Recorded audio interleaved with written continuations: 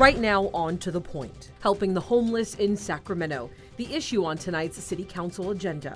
The Gathering Inn's contract with the city is set to expire soon, and they currently operate out of this building here in Sacramento. An update on the next steps and the future of this program.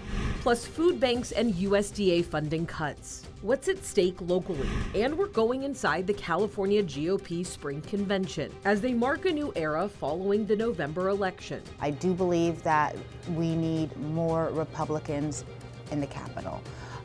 We need to bring balance. Tonight, the party's plans ahead of our 2026 election. Good evening. Thank you for joining us on To The Point. I'm Alex Bell, and we start tonight with homelessness in Sacramento. New analysis from the nonpartisan Public Policy Institute of California is finding that Sacramento is now reporting the largest decrease in unhoused people, though these trends may be due to how the issue is being calculated. The county and city continue to look for ways to help the unhoused. Tonight, Sacramento city leaders are expected to pass new plans to keep a resource, the Gathering Inn, just north of downtown. ABC 10's Jeannie shares with us their plans for the future. That location serves 163 people experiencing homelessness in the River District in particular, but also Sacramento as a whole. For the last 20 years, the Gathering Inn has been helping people experiencing homelessness in Placer County. At the end of 2024, the organization signed a contract with the city of Sacramento to take over the North 5th Street Navigation Center to offer services in Sacramento County for 5 months. 65 people have been able to get off of the streets and get into some form of housing out of the emergency shelter and out into the community, which has actually been really great. But the Gathering Inn's contract with the city is set to expire soon. Sacramento's city council is set to discuss extending the contract an additional 7 months during Tuesday's city council meeting. We felt confident that we could provide services that would generate a large return on investment for the community in Sacramento at this site. The Gathering Inn has been operating out of this location here since last November, and they intend to do so for long term. City Council member Phil Pluckybaum says the extension will give the Gathering Inn a full-year contract, which is something the city initially wanted to pursue. As long as there are people that need these services, we're going to continue to find sources of funds like HAP to provide that help. The city will be spending a total of $3.4 million on this contract, with the money coming from the Homeless Housing Assistance and Prevention Grant Program, federal dollars. With the uncertainty around federal money right now, Councilmember Pluckybaum says it will be a priority to fund programs like this. We are very concerned, and we'll be working aggressively to try and advocate both for those federal funds and backfill them where not possible. In Sacramento, Jeannie Nguyen, ABC 10. The Gathering Inn is working in collaboration with Sacramento County, and they are offering resources like nursing school and mental health resources by referral only, usually through the 211 system. And take a look at this. Sacramento County released new numbers tonight about the city-county partnership to help the unhoused. This is from July 1st to December 31st. They say staff provided more than 25,000 services to 810 new people. And in the second half of the year, they enrolled more than 1,100 households. If you do want to read the report, we do have a link on our website at abc10.com/tothepoint. Tonight, the future of Social Security is being questioned. A confirmation hearing was held on Capitol Hill for the longtime Wall Street executive and GOP donor President Trump nominated to lead the Social Security Administration. Democrats pressed Frank Bisignano on potential plans to shrink the administration, but Republicans are hoping revamping the agency will make benefits more accessible for Americans. The agency delivers $1.5 trillion every year to more than 70 million Americans. Democrats question the future of the agency, with the Trump administration designating field offices for closure and the firing of staffers. You have a system that is not working now. Do you think it's a great idea to lay off half of the employees? I don't know do I think it's a great idea to lay off half of the employees when a system doesn't work? I think the answer is probably no. Bisignano appeared to distance himself from the agency's acting commissioner, who threatened to shut down the agency after a federal judge blocked DOJ officials from accessing databases. He also denied that he has thought about privatizing the agency. The Sacramento Food Bank is watching what happens very closely as the USDA is reportedly cutting $500 million in food deliveries to food banks nationwide. The Sacramento Food Bank feeds about 310,000 people every month, and they order about 400,000 pounds of food through the federal government. The food bank told us the order is now in limbo, with the possibility that it will most likely be canceled. And the Trump administration already cut more than $1 billion in funds related to food assistance programs programs just earlier this month. Tonight, the White House says that they are investigating how a journalist was added to a group message involving top members of President Trump's national security team. ABC's Perry Russum reports from Washington tonight. President Trump today standing by his national security team after a journalist was added to a group message where war plans in Yemen were reportedly discussed. We have an amazing group. Our national security now is stronger than it's ever been. The journalist who was inadvertently added to the group chat on the app Signal is editor-in-chief of The Atlantic, Jeffrey Goldberg. He says he was added to the chat by National Security Advisor Mike Waltz. We are looking into and reviewing how the heck he got into this room. Trump standing by Waltz. It's equipment and technology that's not perfect, and probably he won't be using it again. It comes after a heated hearing today on Capitol Hill, where two members of Trump's national security team who were part of the group chat were grilled by Senate Democrats. I want to make clear that I'm of the view that there ought to be resignations. This disrespect for our intelligence agencies and the personnel who work for them is entirely unacceptable. It's an embarrassment. This was a huge mistake, correct? No. CIA Director John Ratcliffe and Director of National Intelligence Tulsi Gabbard were just two of the high-level Trump cabinet members involved in this stunning lapse of national security. These conversations usually happen in a secure setting approved by the government, not Signal. There is confusion over whether or not war plans were discussed. Goldberg says Secretary of Defense Pete Hegseth texted them. Weapon systems and packages and timing and weather in Yemen and all kinds of information about sequencing of particular events. The White House and Hegseth say that's not true. Nobody was texting war plans, and that's all I have to say about that. Gabbard today says no classified information was in the chat. She says military targets were discussed. I believe there was discussion around targets in general. Any mention of any military unit whatsoever? Mr. Ratcliffe? Not that I recall. Ms. Gabbard? Not that I recall. That Senate hearing continuing behind closed doors out of the view of the public. Both sides of the aisle are calling for a full investigation to find out exactly what was discussed in those messages. Perry Russum, ABC News, Washington. Next, on to the point, it wasn't a fireball, a plane, or a meteor. So what was falling through the sky last night? Many of you shared your videos, so we looked into it. It was the warmest day of the year so far, warmest day since early October, but the spring sizzle is coming to an end. Forecast after the break. And we go inside the California GOP convention, the party's first big gathering since the November election, hearing from the party's new chair.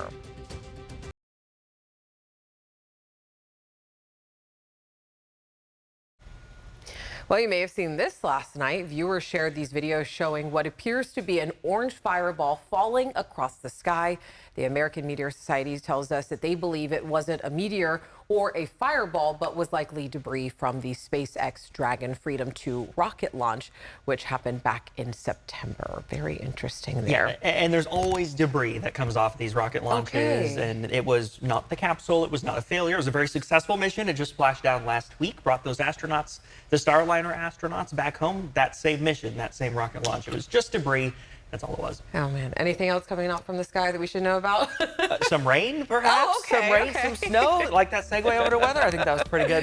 Before we get to the rain and snow, though, let's talk about the temperature. I'm calling it spring sizzle. We made it to 88 degrees this afternoon in downtown Sacramento. Easily the warmest day of the year so far. Also the warmest day since October 9th of last year. So it has been quite some time since we've seen temperatures this warm. Obviously, that was a new daily high temperature record for downtown. Sacramento executive just missed the record by 1. Stockton tied the record. Modesto also just missed it by 1, but we were all in those mid to upper 80s. This temperature, 83, is the executive airport station, not the downtown station. So 83 Sacramento, 86 Stockton, 86 Modesto, 86 in Vacaville, 80s in the foothills, even 70 degrees up in Truckee. Look at this. We were 15 degrees or warmer above average this afternoon. We continue to be in those 80s right now. 80 in Sacramento, 83 in Elk Grove, 83 Fairfield, 84 Vacaville, 83 Stockton, 84 in Tracy, 87 in Manteca, 85 down in Modesto, 75 in Auburn, 66 in Truckee, 61 South Lake Tahoe. Temperatures running about 5 degrees warmer. than this time yesterday. A mild start to Wednesday morning in those middle 50s. A few clouds out there. 10 degrees cooler, though, for Wednesday afternoon. We're going to be in those low to mid 70s across much of the valley with some cloud cover as well. A quick look at Futurecast, and you can see the changing pattern. We're going to be tracking some light shower chances by the time we get to Thursday. And then Friday, we have a better chance of some rain and some snow. There's still some things that we're not 100% sure on just yet, particularly on Friday, how much rain and how much snow. That's something we'll have to fine tune. The weather models are not in good agreement whatsoever for Friday, but definitely some scattered shower chances possible with a more impactful system on the way for next week. Alex. All right, Brendan, thank you. Coming up, California's GOP convention. What's next for the state's Republican Party following the November election? When our solutions are going unheard, the public's going unheard. So it's really time for us to start aggressively getting our message out.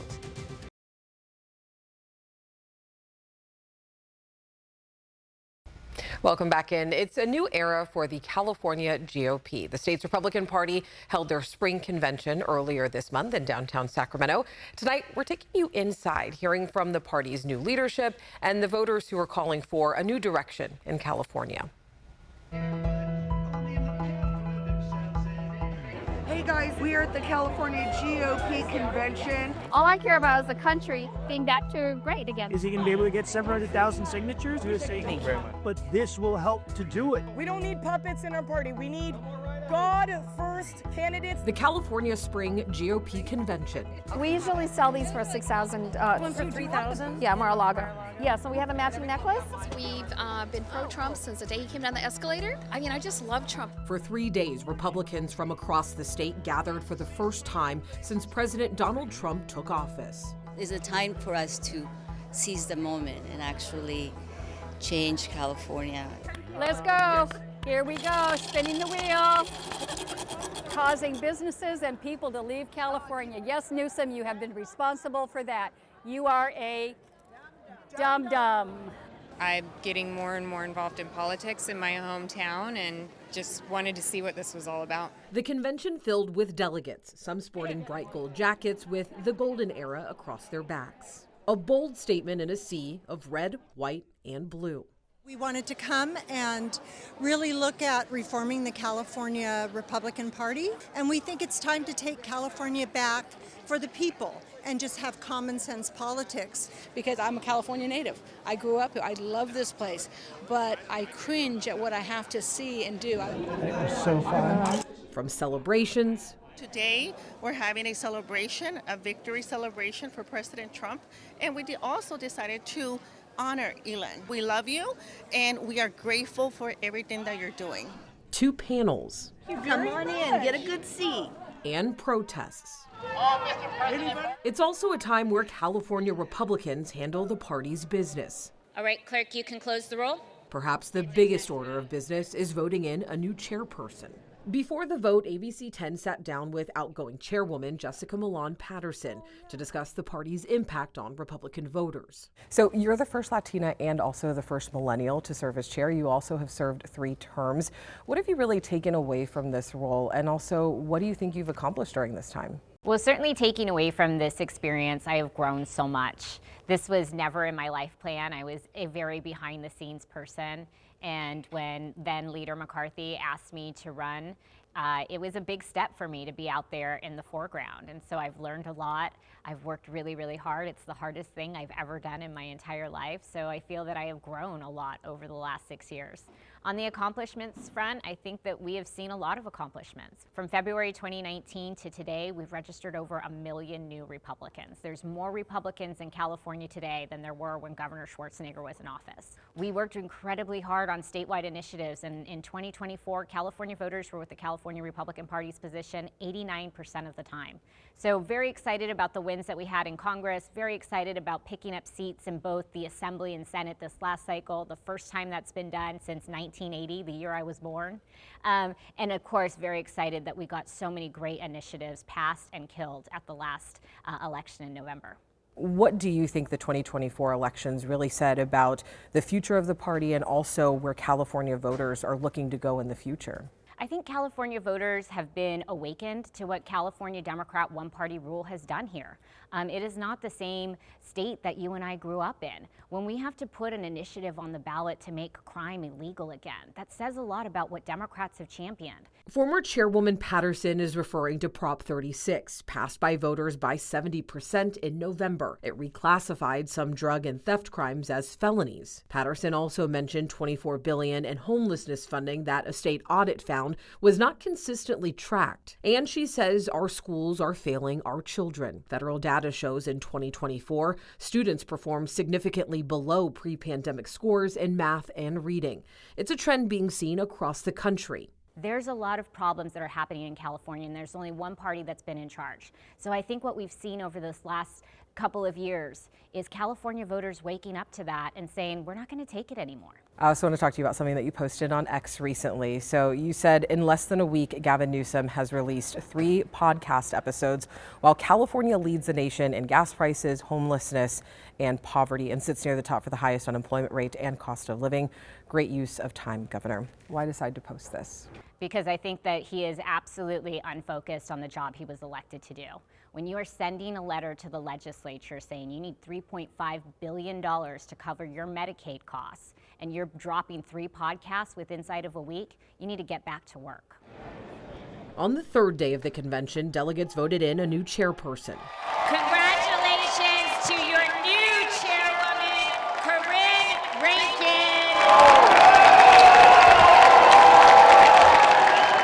Thank you. Corinne Rankin, the former vice chair of the California Republican Party, now moving to chairwoman.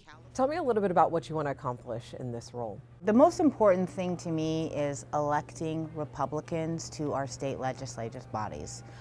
That's one of the things that is so near and dear to my heart. It's what drives me every day. I do believe that we need more Republicans in the Capitol.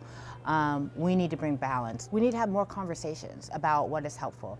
I'm really disappointed to see that a lot of our freshmen have been kicked off their committees. Chairwoman Rankin is referring to recent committee changes at the state capitol. Speaker Robert Rivas removed some outspoken Republicans from their roles without specific reasons why, telling ABC 10, quote, "The speaker routinely addresses committee needs throughout the year, and his goal is always to ensure members are in optimal roles to collaborate effectively and deliver for Californians." I think that they need to have their positions restored. What would you say are the party's top 3 priorities over the next year? For the party, I would say it's fundraising is always important to any political campaign, political party. That's one of my top priorities. Candidate recruitment, candidate training, get out the vote, and we're going to have a voter ID initiative that we're looking towards. That we're finding that many Californians are agreeing with us on. So we're going to move forward with those things to start. In March, the group Reform California announced a coalition to get a voter ID initiative on ballots in 2026, calling for verification of voter ID for any ballot counted and verification of citizenship for anyone registering to vote. And I do want to talk about the LA wildfires. We know that many lawmakers, even the Speaker of the House, has said that they want conditional aid for those impacted by the wildfires. What are your thoughts on that? I think that the people who need aid, there should be a process. But I also think, I do agree with President Trump when he came to LA and he said, hey, people want to, get back to their property. They want to clean it up. They want to rebuild. And we should, allow for that and make sure that people are self-empowered to, care for their property and do the things with their property that they want. Are you concerned about people not getting aid? Not at this time. With a state that leans heavily Democratic, how does the party plan to attract non-Republican voters? I believe it's just by 1, going on the offense, 2, presenting our message in a way that's digestible for the communities. Just being sincere, being authentic, being who we are, letting people know that we care. And we are struggling with some of the same things that you're struggling with. High cost of living affects everybody. And Republicans are constantly offering legislation and solutions, and we're going unheard. And when our solutions are going unheard, the public's going unheard. So it's really time for us to start aggressively getting our message out. Now, we asked Chairwoman Rankin if the California GOP has its eyes on any candidates for governor in 2026, and no names were given. But I did sit down with 4 Republicans who have launched their campaigns for governor so far, and we'll be speaking to Democratic candidates later this year. You can stream our special on the ABC 10 Plus streaming app. All you have to do is look for California GOP, A New Era on the home screen. That app is free to download straight to your TV, and we're